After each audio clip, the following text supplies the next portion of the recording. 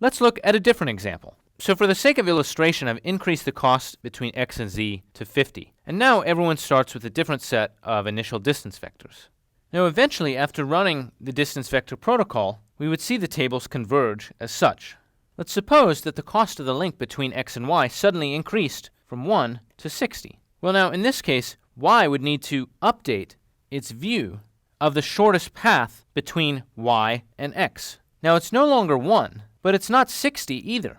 To see y, let's go back to our Bellman-Ford equation. We can see that y thinks it can get to z with the cost of 2, and that z can get to x with a cost of 3. So in fact, it's going to update this entry from 1 to 5.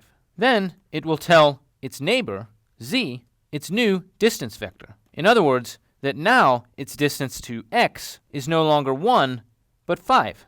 At this point, z needs to recompute its shortest path to x. Now it knows that it can get to y with a cost of 2, but it thinks still that y can get to x with a cost of 5. Therefore, this entry is no longer 3, but 7. And now z sends its new distance vector back to y. Y then updates its distance vector for z, and this process continues. So then y thinks it is now 9 units away from x. So z has to do this all over again, and now z thinks that its shortest path is 2 plus 9, or 11. Now this process repeats, of course, until z finally realizes that it has a shorter path of 50 directly through x, after this counting up process exceeds the value of 50.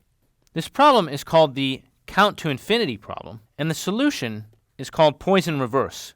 The idea here is that if y must route through z to get to x in its table, as it did here, then y advertises an infinite cost for the destination x to z.